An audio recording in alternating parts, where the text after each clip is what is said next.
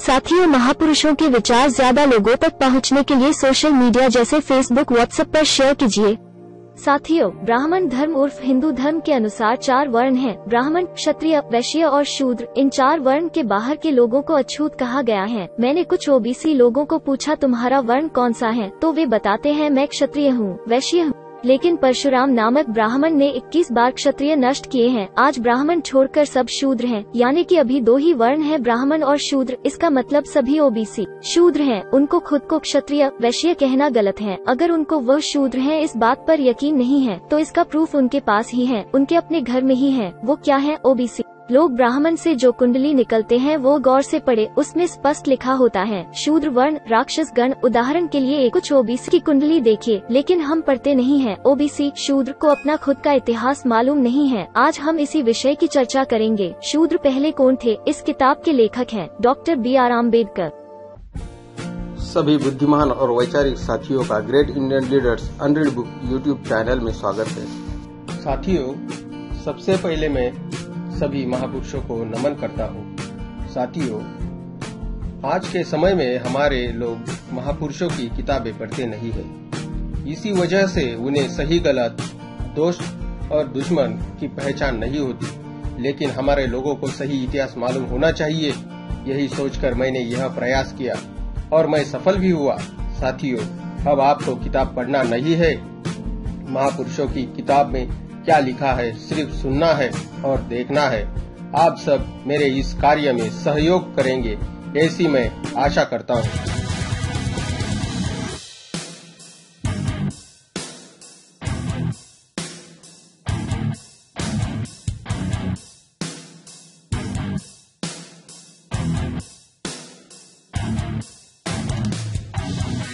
अध्याय 10 शूद्रों का पतन। ब्राह्मणों ने शूद्रों को वर्ण व्यवस्था के दूसरे स्थान से गिराकर चौथे स्थान पर धकेल देने के लिए क्या हथकंडे अपनाए।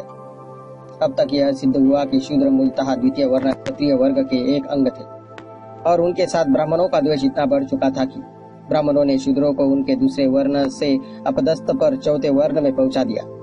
शूद्रों का दर्जा गिराने के लिए वे क्यों प्रेरित हुए, इस प्रश्न पर विचार करना होगा। यह प्रश्न उठता है कि शूद्रों के पराभव के लिए ब्राह्मणों ने क्या हथकंडे अपनाए।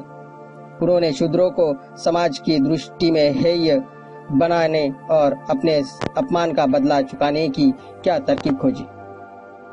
उनके हथकंडों का जवाब शूद्रों का उपनयन संस्कार करने से इनकार करना है। मुझे इसमें कोई संदेह नहीं है कि इसी नीति से उन्होंने उनका स्थान हेय बनाया।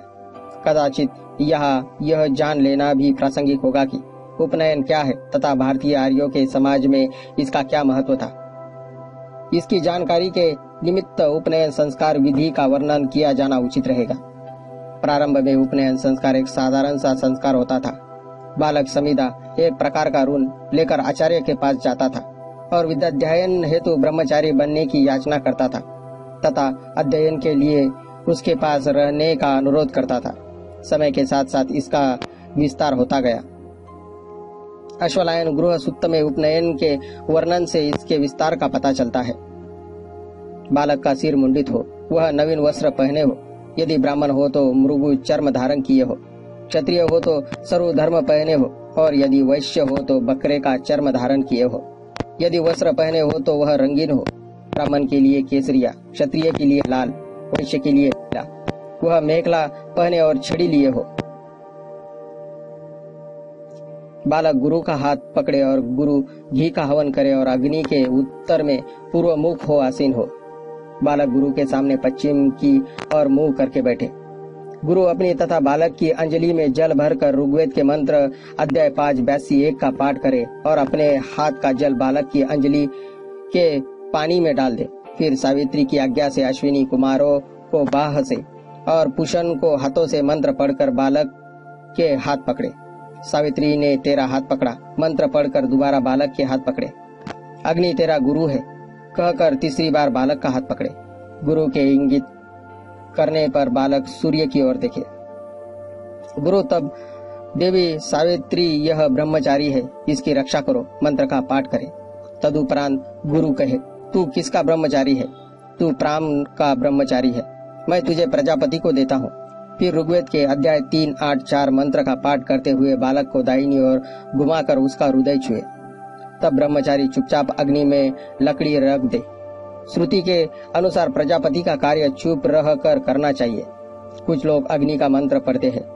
हम यह लकड़ी इसलिए रखते हैं कि आप बढ़े और ब्राह्मण द्वारा हम भी वृद्धि प्राप्त करें। स्वाहा।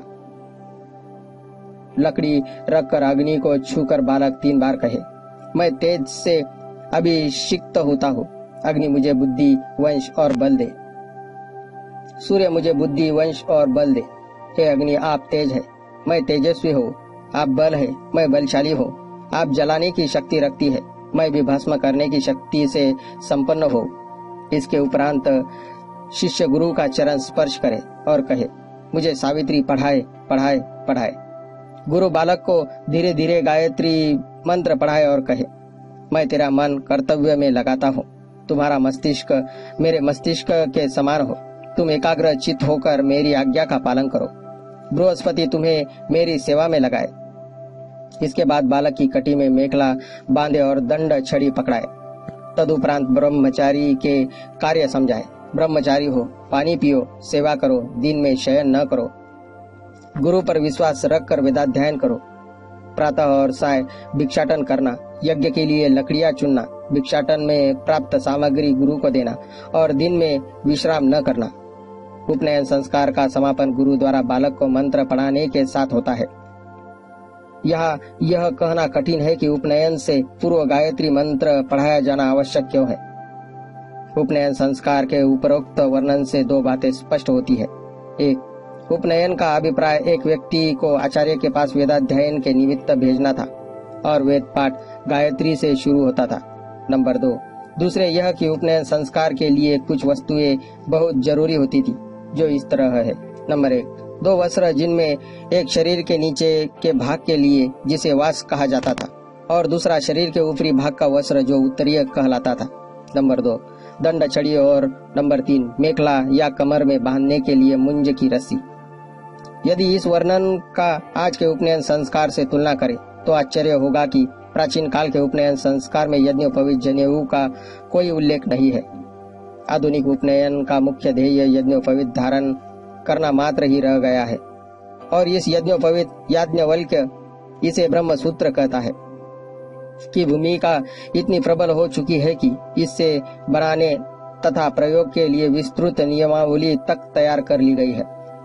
यज्ञोपवीत में 9 बालिस्त के 3 तार होते हैं। प्रत्येक तार एक देवता के लिए होता है। यज्ञोपवीत सीने से ऊपर या नाभि के नीचे तक न हो। एक व्यक्ति एक बार में 1 से अधिक यज्ञोपवीत धारण कर सकता है। यज्ञोपवीत हर वक्त धारण करना चाहिए। जनेऊ पहने बिना भोजन करना अथवा जनेऊ दाहिने कान पर टांगे बिना मलमूत्र विसर्जित करने पर स्नान करना, प्रार्थना करना, व्रत करना आदि प्रायश्चित्त करने पड़ेंगे। 9 तंतुओं के 9 देवता है। देवता स्मृति के अनुसार ये है: ओंकार, अग्नि, नाग, सोम, पितृ, प्रजापति, वायु, सूर्य, विश्वदेव। इसमें कुछ परिवर्तन भी आए। मेघातिथि का कहना है कि इष्टि, पशुबलि, सोम यज्ञ 3 सूत्रों का एक ही यज्ञोपवीत हो, परंतु इसकी 3 श्रेणियां हो। अहीन, एका और सूत्र 3 अग्निया हो। 7 सोम समस्व और 7 फेर हो। ब्रह्मचारी केवल 1 जनेऊ, एक स्नातक और गृहस्थ 2 जनेऊ पहने। यदि कोई दीर्घजीवी होना चाहे तो 2 से अधिक जनेऊ पहने। स्नातक को सदा 2 जनेऊ पहनने चाहिए। गृहस्थ 10 जनेऊ तक जितने चाहे पहन सकता है। दूसरे व्यक्ति का यज्ञोपवीत तथा वस्तुएं जैसे जूते, माला, आभूषण अथवा कमंडल आदि धारण करना वर्जित है।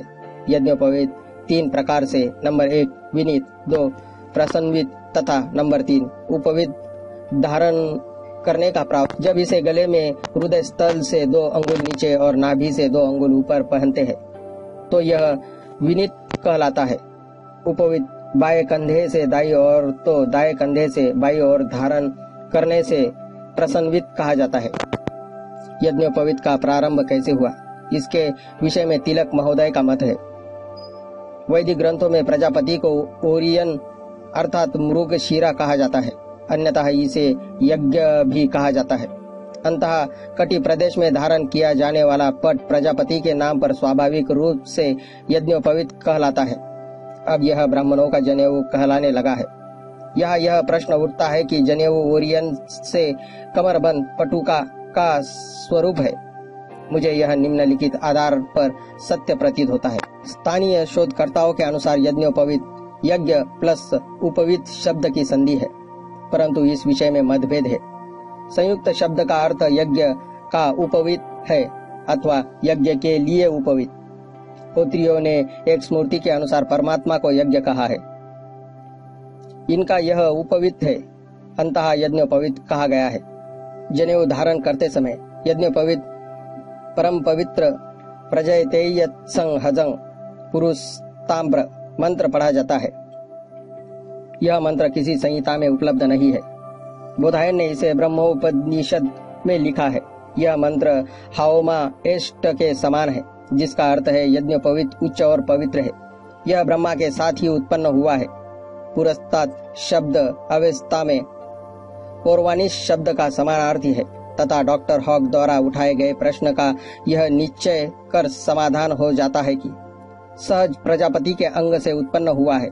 यह मेन्युस्टेम का समानार्थी है। यह समानता संयोगवश ही नहीं है। मेरे मतानुसार जनेऊ को ओरियन के पट से लिया गया प्रतीत होता है। उपवीत अर्थात बुनना वस्त्र है, धागा नहीं। इसलिए ऐसा प्रतीत होता है कि कमरबंद पट का स्वरूप अधो वस्त्र ही यज्ञोपवीत का वास्तविक स्वरूप है और प्रजापति के नाम से जुड़ा होने के कारण पवित्र माना गया है।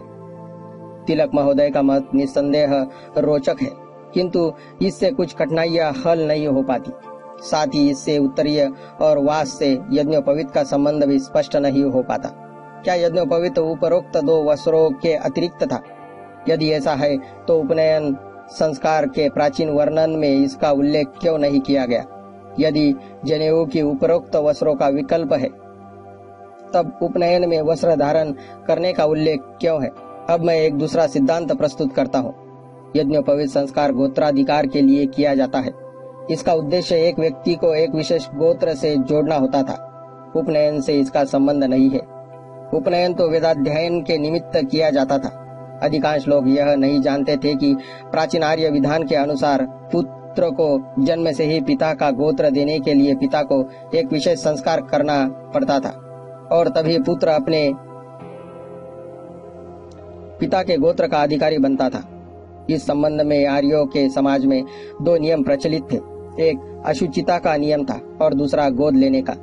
किसी की मृत्यु होने पर अशुचिता की अवधि निकटस्थ संबंधी के लिए और दूरस्थ संबंधी के लिए अलग अलग होती थी। यदि पुत्र का यज्ञोपवीत नहीं हुआ है तो अशुचिता सूतक मात्र कुछ दिन के लिए ही होती थी।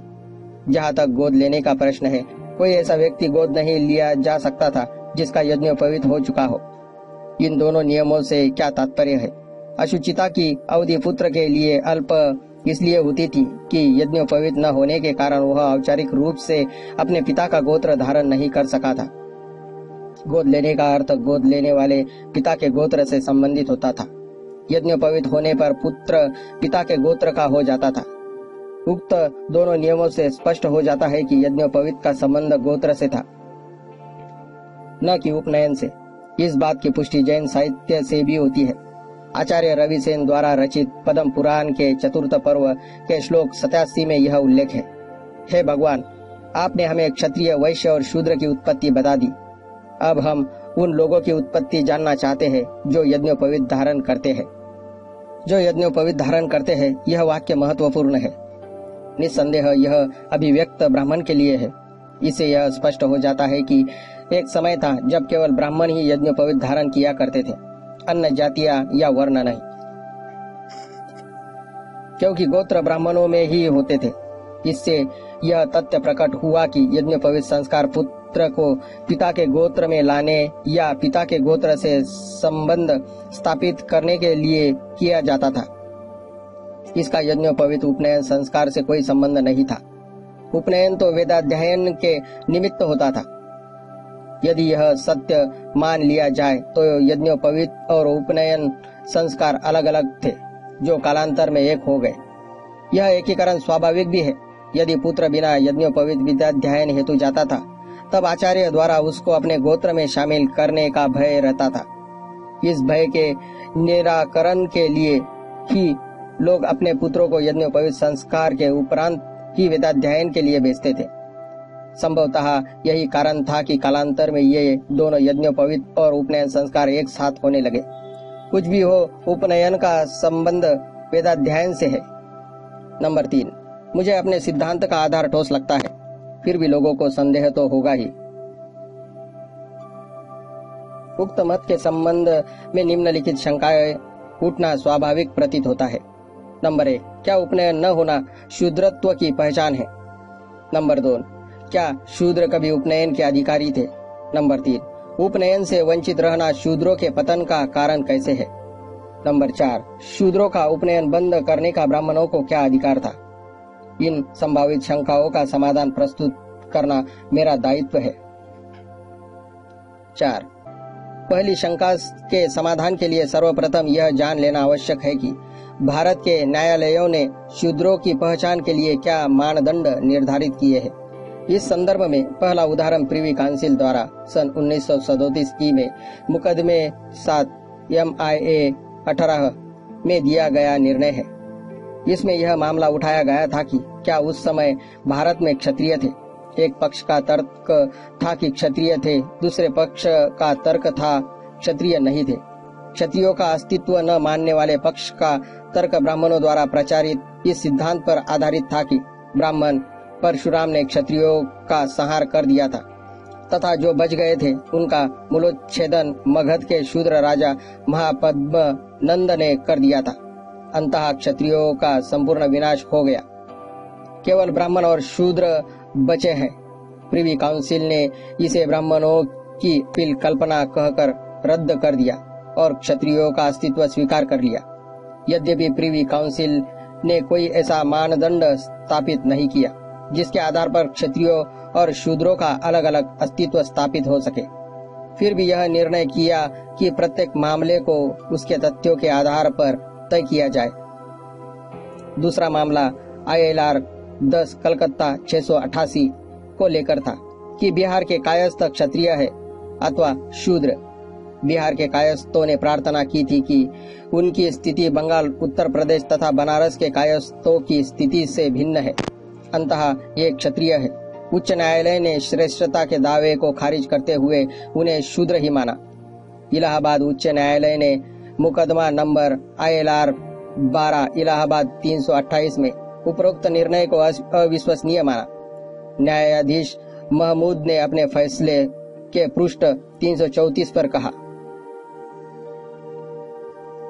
दोनों निचली अदालतों ने यह विचार प्रकट किया, प्रतीत होता है कि इस क्षेत्र की एक पीढ़ी लिखी जाति कायस्थ जिससे यह पक्ष सबद्ध है शूद्रों की श्रेणी में आती है, जैसा कि मनु ने अपनी स्मृति में या अन्यत्र व्यवस्था दी है।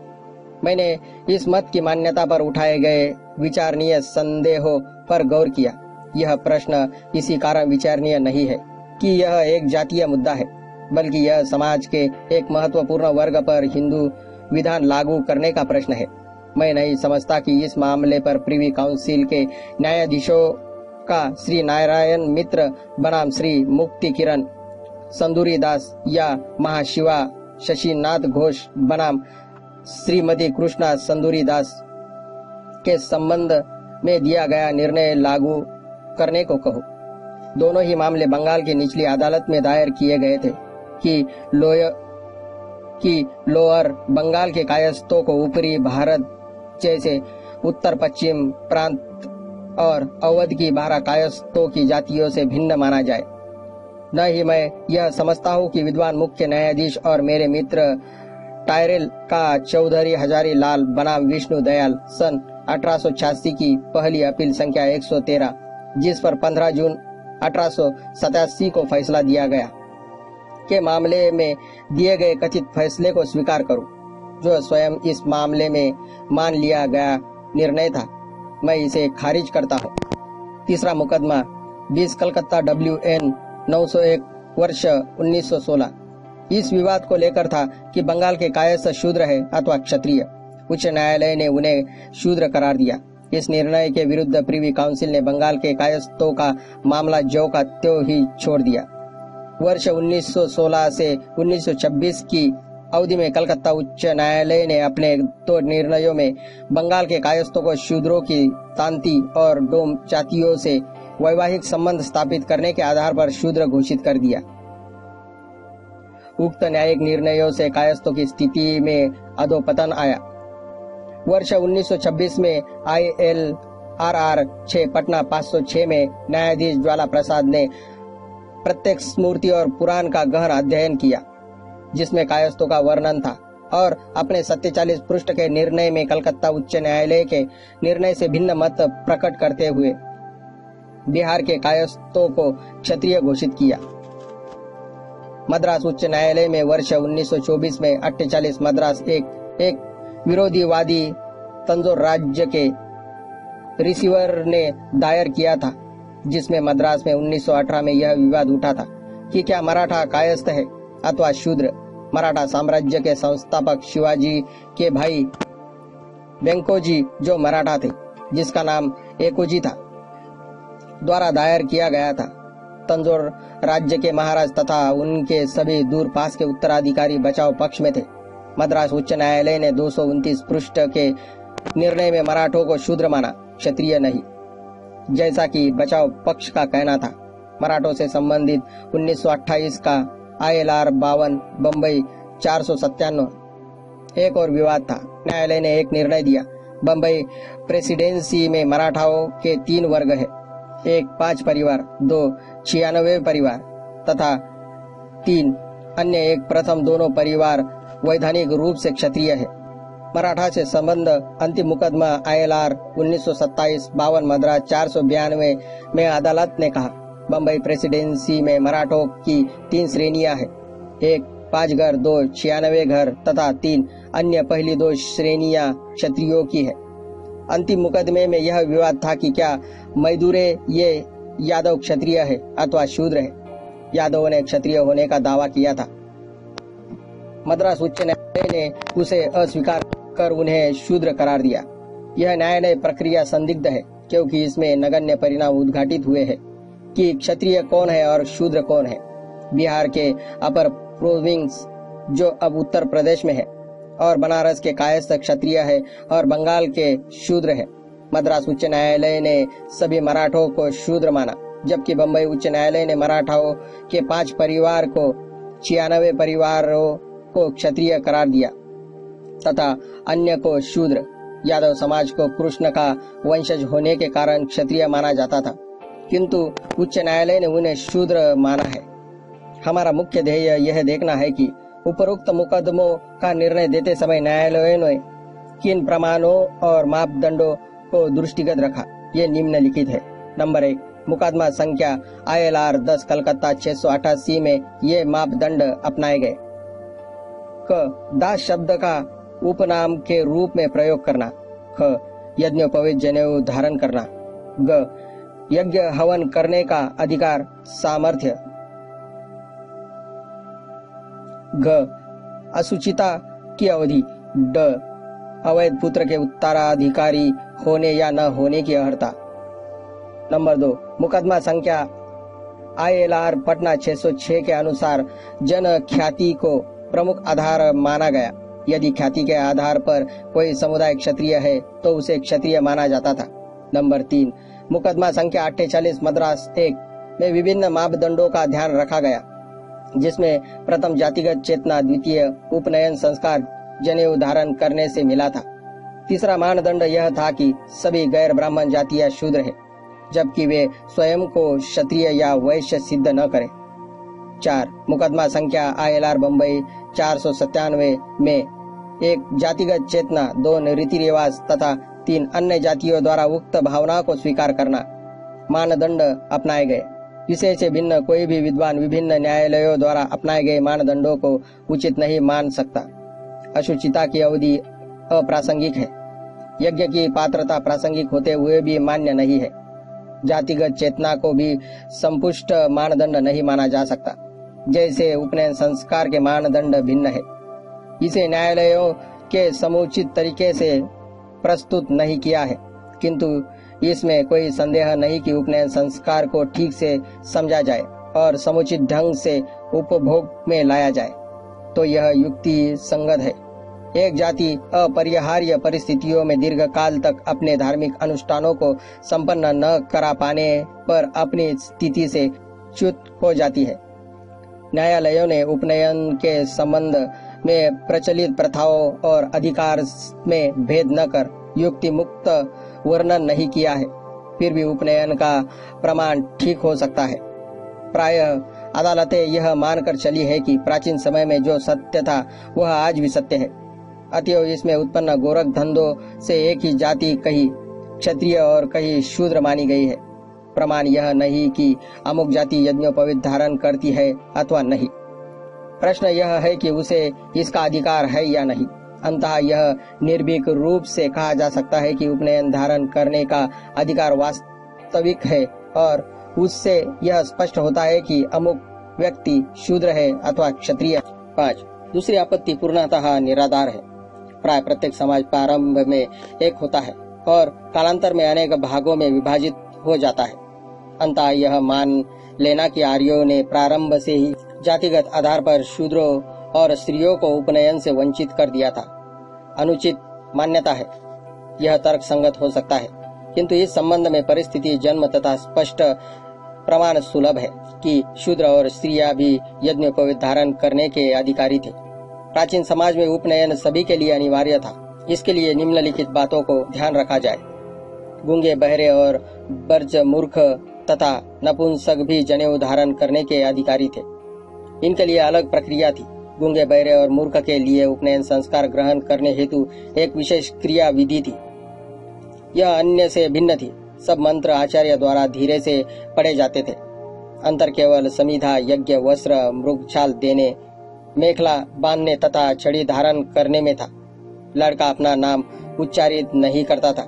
यही विधि नपुंसकों, नेत्रहीनों तथा मिर्गियों और कुष्ठ रोगियों के लिए प्रयुक्त होती थी।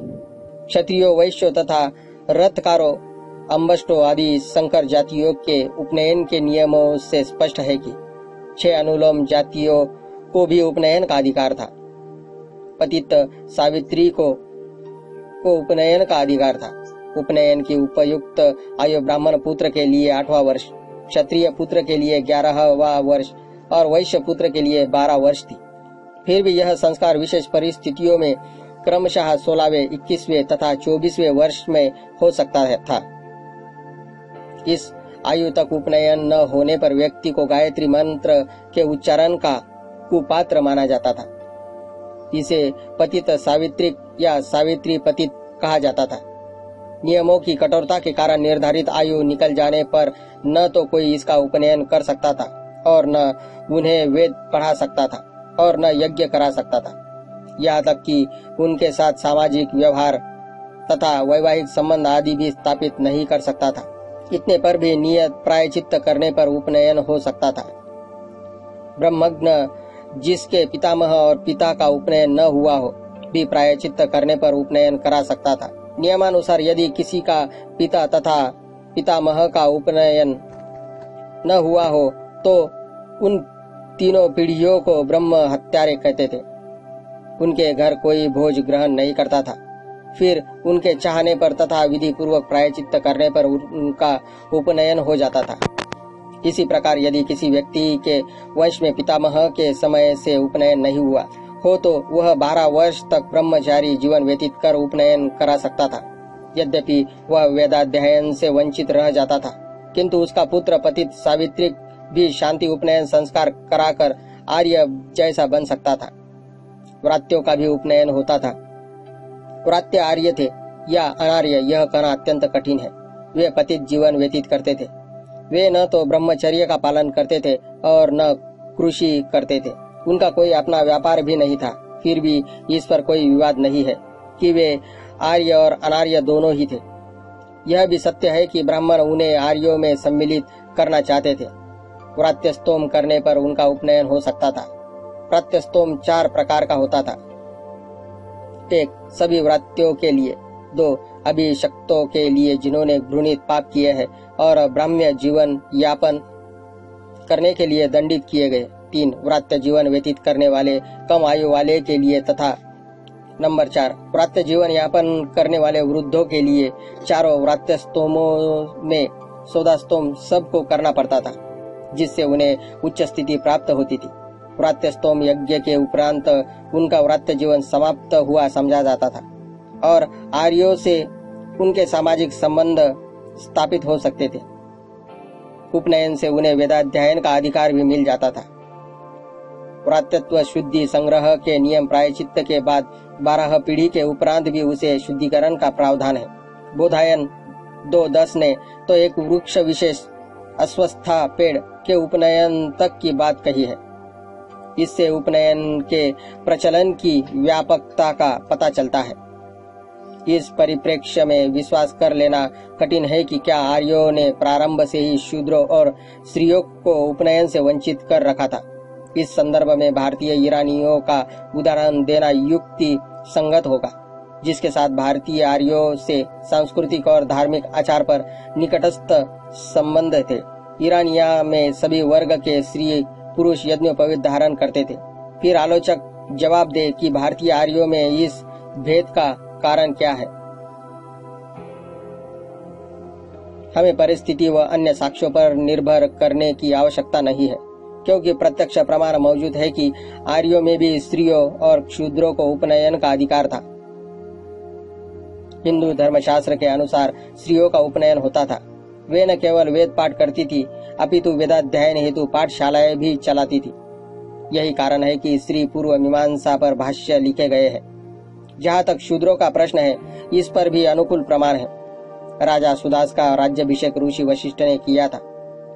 उसने राजसूय यज्ञ किया था। सुदास शूद्र था, वह यज्ञोपवीत धारण करता होगा, क्योंकि उपनयन के उपरांत ही वह इन संस्कारों का अधिकारी बन सकता था। यह स्पष्ट है कि शूद्र भी उपनयन के अधिकारी थे। मैक्स मूलर द्वारा उद्धृत संस्कार गणपति में शूद्र उपनयन के अधिकारी। स्त्रियों और शूद्रों के मामले में केवल एक भिन्नता है। स्त्रियों का उपनयन बंद किए जाने के बारे में एक तर्क संगत व्याख्या है, परंतु शूद्रों के विषय में कोई स्पष्टीकरण नहीं है। यह तर्क दिया गया है कि स्त्रियों का उपनयन 8 साल की आयु तक होता था और विवाह की आयु इसके बाद होती थी, परंतु कालांतर में विवाह की आयु घटते घटते 8 साल हो गई। तो उपनयन संस्कार स्वतंत्र रूप से न होकर विवाह संस्कार में मिल गया और धीरे धीरे समाप्त हो गया। यह सत्य है या असत्य, यह दूसरी बात है, किंतु शूद्रों का उपनयन होता था। स्पष्टीकरण सही हो या गलत, यह अलग सवाल है। शूद्रों का उपनयन कैसे बंद हुआ, इस संबंध में कोई स्पष्ट सिद्धांत उपलब्ध नहीं है। जो लोग मेरे तर्कों के बावजूद अपनी आपत्ति पर डटे रहते हैं, उन्हें कमजोरी का एहसास करना होगा। प्रश्न है, शूद्रों को अधिकार क्यों नहीं है? पोंगापंथी यही कहेंगे कि आरंभ से ही उपनयन शूद्रों के लिए है ही नहीं, किंतु वे इसका कोई कारण या आधार नहीं बताते। उनका कहना केवल यही होता है कि शूद्र अनार्य होने के कारण उपनयन के अधिकारी नहीं है, क्योंकि यह सिद्ध किया जा चुका है कि शूद्र अनार्य नहीं आर्य है, इसलिए यह तर्क निराधार है। अब प्रश्न यह है कि शूद्रों को प्रारंभ से ही उपनयन का अधिकार न होने की बात तार्किक तथा प्रामाणिकता के आधार पर वेद विधान के प्रतिकूल है तो अमान्य है। अब हम इस बात पर विचार करेंगे कि शूद्रों को उपनयन का अधिकार था जो बाद में छीन लिया गया। यह अधिकार क्यों और कैसे छीना गया, इस पर विचार बाद में करेंगे। 6. तीसरी आपत्ति तो व्यर्थ की है। ऐसी आपत्ति वही कर सकता है जिसे उपनयन संस्कार का ज्ञान ही नहीं है। आर्य अपने अनुष्ठानों को संस्कार कहते थे। गौतम धर्म सूत्र अध्याय 8 14-24 में निम्नलिखित 40 संस्कारों का वर्णन है। गर्भाधान, पुंसवन, सीमांतोन्नयन, जात कर्म, नामकरण, अन्नप्राशन, कौल, उपनयन, 4 वेद व्रत, स्नान या संवर्तन, विवाह, 5 दैनिक महायज्ञ, देव, पितृ, मनुष्य, धूत और ब्रह्म के लिए, 7 पाक यज्ञ, अस्तक, पर्वना, तालियाकत्थ, श्राद्ध, श्रावणी, अग्रहायनी, चैत्री, अश्वयुजी, 7 हवीर यज्ञ, अग्नियाध्यय, अग्निहोत्र, 10 पूर्णमास, अग्रायन, चातुर्मास, निरुद्ध पा, सुबंध तथा सौत्रुमणि, 7 सोम यज्ञ, अग्निस्तोम, अत्याग्निस्तोम, अक्थ्य, सुदासीन, वाजयेय, अतिरत्र और अप्तोय। बाद में संस्कारों और संकीर्ण भावनाओं में अंतर आ गया। यथार्थ में संस्कार यज्ञ का नाम था, उसे सही अर्थों में नहीं लिखा गया और ये बाद में घटकर 16 रह गए। संस्कारों के संबंध में कोई विस्मय नहीं है। प्रत्येक समाज संस्कारों को स्वीकार करता है। ईसाइयों में भी बपतिस्म, कन्फर्मेशन, मेट्रोमेनी, टेट्रिम, अंक्शन, यूरेरिस्ट आदि होते हैं। ये सामाजिक न होकर धार्मिक होते हैं। प्रारंभ में भारतीय आर्यों और ईसाइयों के संस्कार भिन्न होते हैं।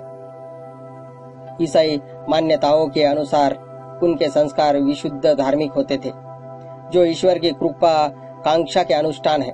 पूर्व मीमांसा के रचनाकार जेमिनी के मतानुसार संस्कारों के 2 रूप होते हैं। इनमें दुष्कर्मों का क्षय और सद्गुणों का उदय होता है। उपनयन अन्य संस्कारों की भांति धार्मिक था। शूद्रों का उपनयन बंद कर देने से इसके महत्व में अभूतपूर्व परिवर्तन आया, जो सामाजिक महत्व का विषय बन गया। आर्य अथवा अनार्य सभी उपनयन के पात्र थे। उनके लिए सामाजिक महत्व का कोई स्थान नहीं था। यह सभी के लिए समान संस्कार था। यह मुट्ठी भर लोगों का विशेषाधिकार नहीं था। जब शूद्र इससे वंचित कर दिए गए तो यह प्रतिष्ठा का चिन्ह बन गया और इसका वर्जन दास्यत्व की निशानी बन गया। शूद्रों को उपनयन से वंचित करने से आर्य समुदाय में एक नया अध्याय जुड़ गया। इससे शूद्र अपने से ऊपर वाले वर्णों को श्रेष्ठ समझने लगे और उच्च वर्ग शूद्रों को हीन मानने लगा। शूद्रों के पतन में यज्ञोपवीत की अधिकारहीनता एक सूत्र था। उपनयन के बारे में कुछ और भी बातें हैं। पूर्व मीमांसा के अवलोकन से पता चलता है कि इसमें जो नियम निर्धारित किए गए कि किसी व्यक्ति को कोई भी संपत्ति उपलब्ध कराने का अर्थ है कि वह उसका उपयोग यज्ञ के लिए करेगा। दूसरे शब्दों में, जो व्यक्ति यज्ञ नहीं करा सकता उसे संपत्ति का अधिकार नहीं है। यज्ञ कराने की पात्रता उपनयन संस्कार है। इसका अर्थ यह हुआ कि संपत्ति के स्वामी वही हो सकते हैं जो उपनयन के पात्र है। पूर्व मीमांसा का दूसरा नियम है कि यज्ञ तभी संपन्न हो सकता है जब वेद मंत्रों का पाठ किया जाए। इसका अर्थ यह हुआ कि यज्ञकर्ता वेद पाठी हो। यदि किसी व्यक्ति ने वेदाध्ययन नहीं किया है तो वह यज्ञ नहीं कर सकता।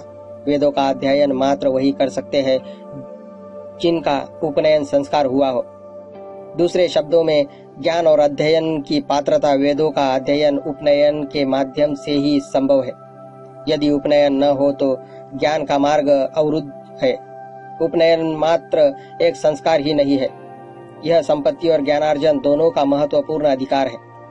जिन्हें इस बात का एहसास नहीं है कि उपनयन की अनिवार्यता से शूद्रों की सामाजिक प्रतिष्ठा को कितना आघात पहुंचता है, उन्हें यह समझने में कोई कठिनाई नहीं होगी कि पूर्व मीमांसा में क्या विधान है। अब उपनयन का संबंध शिक्षा और संपत्ति से जोड़ दिया जाए तो उन्हें यह समझने में देर नहीं लगेगी कि शूद्रों के पतन का एकमात्र कारण यही है कि उन्हें उपनयन से वंचित कर दिया गया। उपरोक्त विवेचन से यह स्पष्ट है कि प्राचीन आर्यों में उपनयन का कितना महत्व था। उपनयन से व्यक्ति को सामाजिक प्रतिष्ठा और वैयक्तिक अधिकार प्राप्त होते थे। ब्राह्मणों ने शूद्रों से उपनयन का अधिकार छीनकर उन्हें ज्ञानार्जन और संपत्ति संचय से वंचित कर दिया। उसका सामाजिक पतन हो गया, वह दरिद्र और अज्ञानी हो गए। शूद्रों से बदला लेने के लिए ब्राह्मणों ने शूद्रों के विरुद्ध उपनयन विरोध को एक भीषण अनुभव के रूप में प्रयोग कर उन्हें गर्त में ढकेल दिया और उन्हें शमशान तुल्य बना डाला। 7.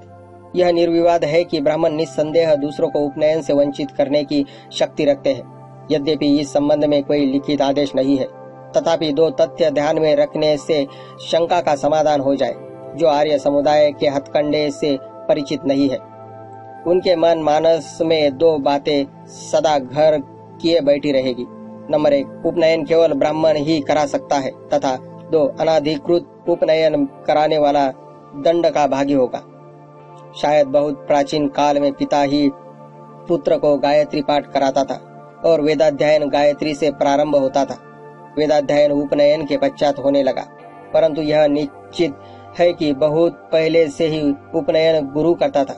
उपनयन के उपरांत बालक आचार्य के घर पर ही रहकर वेदाध्ययन करता था।